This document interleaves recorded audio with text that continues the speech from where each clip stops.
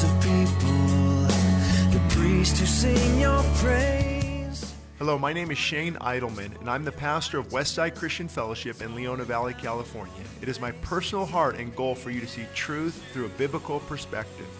I hope that you enjoy this segment of Idleman Unplugged. Gary Wilkerson is with us. Gary has an amazing ministry to the nations. He has a heart for revival. There's a revival theme and throughout this whole Jesus Zoom. And so, Gary, why don't you tell everyone a little bit about you, but tell us a little about you and your dad's ministry. And then what is the Lord specifically saying to you? We're in the midst of, 2025 or the beginning of 2025. What do you believe the Lord is saying in this hour right now that we need to be attentive to? And so just share from your heart a little about you, a little about your dad, and then what is the Lord saying? So talk to us.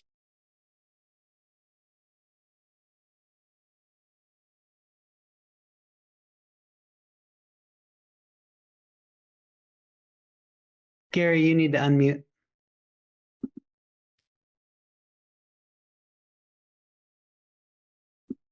Sorry. That's an old guy mistake there, right? Figuring out how to work on this computer stuff. I was just saying thank you, Malachi. Thanks, Matt, for letting me be on. And I'll try to cede some of my time to Doug. I love Doug and the ministry he's doing, and I can't wait to hear from him. We have a very similar heart, so I think in the last 15 minutes we have together, you'll be hearing somewhat of the similar things. As it comes to revival, my heart that was passed down to me from my father, David Wilkerson, who some of you may not know of. He wrote a book called The Cross and Switchblade a long time ago about his work he did with gang members in New York City. He was pastoring a very small church in the rural area of Pennsylvania, and God put on his heart to see what he could do for the least of these, the kids living on the streets, fighting, taking drugs, and had no fame, no notoriety, no money, but he had faith. And he went to the city streets there. And out of that, ministry called Teen Challenge was born. And right now, there's about 1,500 centers of Teen Challenge around the world ministering. Well, I'm talking to you, there's about 20 to 30,000, mostly young men and women who are in recovery. And not only that, they're coming to Jesus. I think he started a sustained revival, my father, in 1958 when he first started the Teen Challenge in New York City. Ever since that time, there's been about 20 to 30,000 people that have come to Christ every single year. And, he just did it out of sheer faith. He just believed God could do something. So I think he passed that DNA to me to see revival take place. And we each have our places where we long to see revival take place, college campus, crusades like Billy Graham. Our DNA at the ministry I work with called World Challenge is to see a continuous revival among the poorest of the poor, those who are most brokenhearted, widows and orphans. And praise God, we're seeing that. And these are revivals you don't really hear about. It's a little bit easier to hear about a revival on the Auburn campus or Asbury, but maybe less because, Fox News or CNN really doesn't talk a whole lot about what's happening in South Sudan, what's happening in Mozambique, what's happening in Cambodia, even what's happening in Iran. These are stories we Americans really are very isolated. We're almost selfish, to be honest with you. We want to hear our stories about what we're doing, what God's doing among us. And sometimes we don't really think about what it is to be Christians who love the people around the world. And so, I just feel like, more and more James 1:27 is coming into my heart in the ministry I lead called World Challenge to see, James, the brother of Jesus, who knew him before he ever preached a sermon, who knew him before he ever did a miracle. James knew his his brother's heart, his big brother's heart. He knew what he was like when he was 12, when he was 18. And so his comment about Jesus was this, we want to live like Jesus. And to do that, pure religion is to care for the orphan and the widow. And he calls it pure and undefiled religion.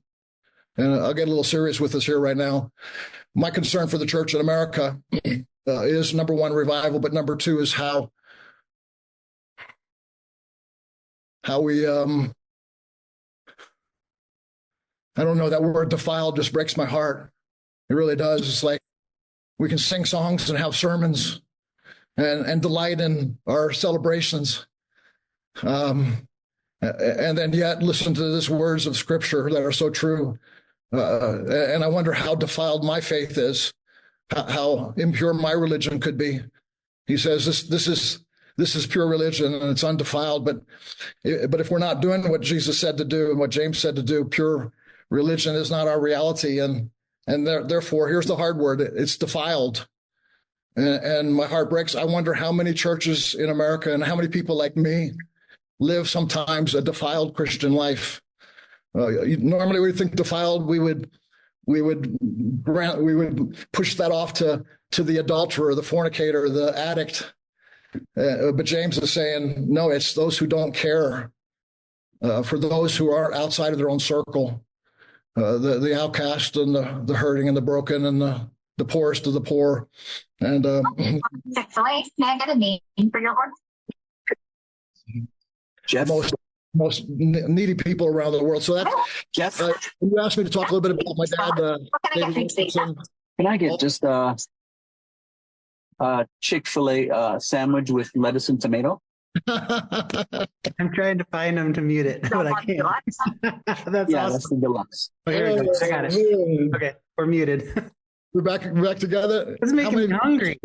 How many of you want a Chick-fil-A sandwich? Just raise your hand if you're ready for a Chick-fil-A sandwich. Oh, yeah. Don't you hate that they're closed on Sunday? I don't know why. I'm always like most hungry for Chick-fil-A on a Sunday. 100%. So talk about a 180 shift from a broken heart of grieving over our defiled hearts to talking about Chick-fil-A. That's just how the Lord works. Bring some joy into our heart. But yeah, what you hear me saying is just, and I'll close with this, that I think the thing I'm most thankful for my father's ministry was his faith. Billy Graham, and to some lesser degree, my dad, was somewhat well known, not anywhere near like Billy Graham. But the thing about Billy Graham or David Wilkerson or Franklin Graham or anybody that we would aspire to, I believe that's just all we heard today was basic Christianity. Like he prayed well, he loved his family. That's just stuff we do, right? Because we're Christians. But I think what maybe puts some people in a place where their impact is even greater than others is their faith. They believe God could use them to do something extraordinary, and they stepped out in faith to do it. And so, that was my dad, starting Teen Challenge, starting Times Square Church in New York, starting World Challenge, the missions ministry that I lead right now. These things were started in faith, and and I'd also say that when you pass the baton faithfully, when you don't just look to have a great ministry yourself, but you invest in this next generation coming up. One of the verses I think about my dad is, I think it's Acts 13. It says, David served the purpose of God in his generation. So King David was thinking about his generation, and he served God's purpose radically and faithfully. And then he died. It was like, my time's up. Next. Like Shakespeare talked about that. We're all on a stage, one entering, one exiting. And these pictures you see on the screen right now, it's our time on the stage, so to speak. I don't mean platform publicity, but our time to do what God's called us to do. And then we die, or then Jesus comes back. But do we do it with faith? Do we do it? And do we leave a legacy to the next generation? And I'm so glad. I was just with my son. He was, even though my dad started Teen Challenge, a drug program, my heart broke because one of my own sons became a prodigal, became a drug addict, heroin addict, homeless on the streets. I cried myself to sleep so many nights thinking he might die. I might get the phone call of an overdose. And he got radically saved. And he was just with me doing some ministry in Bogota, Colombia. And we were walking down the street of the hotel, and a little, probably 9-month-old baby in a onesie that was torn and filthy. This little girl's face was just caked with dirt, and the baby was crawling across the sidewalk, heading towards the street. And me and my son saw this and got the mother, who was around the corner, and she came and picked him up. And we walked another block, and there was another mom with little babies on the streets begging, and another block, the same thing, probably 6 or 7 blocks. these little infants on the street. My son and I were going to the mall, and he has 2 daughters, and he said, I want to get my daughter's gifts. And he went to this teddy bear store, and he bought like 15 teddy bears. And I thought, man, Evan, you're really going to spoil your kids. And as we walked back down the street in Bogota, he stopped at every little baby and took out a teddy bear and just handed these little kids, and they grabbed that teddy bear like I've never had a toy in my life. And the little girl was kissing her teddy bear and hugging it. And I looked at my son and said, I'm so thankful for David Wilkerson, not just because what David Wilkerson did in his generation, but the legacy he passed down to me and the fire he put in my bones. And now I can pass that down to my son, who's exceeding me in faith and confidence in what God can do and love for the poor. I could go on for hours, but I want to hear from Doug. So thank you, Matt, for letting me share a little bit. Wow. I mean, I think I can speak for Matt and everyone on here. And we'll go to Doug in just a second. I'm going to pray real quick before we do that.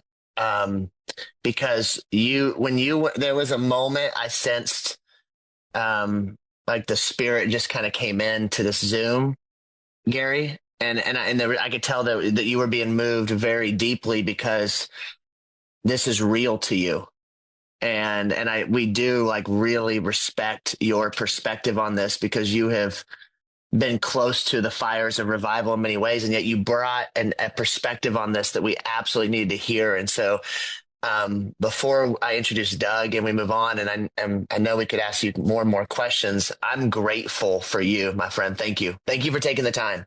Thank you. And so thank you, I was meeting you a year or so ago in Florida, and I've been following you ever since. I saw you at in Washington when Trump was being inaugurated. You were all over the place, man, smiling, yes, doing your thing. So God bless you, brother. Keep it up. Thank you. I was in the infamous church service at the National Cathedral when he was rebuked by the bishop up there, and all of us, Paula White, Jensen Franklin, all of us, and I'm just pinching myself going, how do I get to be in the room? Because there's many times I feel like I'm left out, or I'm an imposter. I'm gonna get kicked out of these things, like they're gonna find out I made it in. But I'll tell you, we're all divinely guided to be where we are. And my heart ached because there's a spirit of Jezebel still in the church. And the solution is going to be to seek the presence of God. The Lord is doing something ever since July 13th. After the assassination attempt on President Trump, something's changed. Something's different. I'm not endorsing everything. I'm just telling you guys something's changed. We're seeing principalities and powers being taken down in America, but we have maybe a 4-year stay of execution. And I'll let Doug go in a second, but the Lord's working. I'll just give you guys behind the scenes. A group of us stayed in the cathedral, and we said, what can we do? And we prayed. We prayed. We got in a group and prayed. Touch my lips, here I am. If you've enjoyed this episode of Idleman Unplugged, be sure to send us your ideas and topics for future episodes of the podcast. You can send us an email at westsidechristianfellowship.org or shaneidleman.com. Thank you for listening to us today, and join us again on the next episode.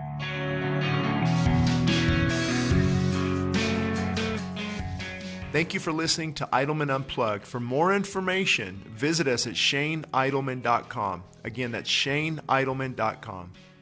El Paseo Publications proudly supports the Westside Christian Fellowship Radio Network. We are committed to quality in Christian publication. Free ebooks can be found at westsidechristianfellowship.org under free ebooks. Books such as What Works for Men and What Works for Young Adults will help readers understand that the obstacles ahead are never greater than God's power to take you through. Books such as What Works When Diets Don't and Feasting and Fasting demonstrate how health can be achieved from a biblical perspective. Other free books such as Answers for a Confused Church and Desperate for More of God show the importance of fully surrendering our lives to Christ. And One Nation Above God is a must-read for anyone concerned about the direction of America. Again, free downloads of these ebooks are available at westsidechristianfellowship.org. We are happy about partnering with the Westside Christian Fellowship Radio Network.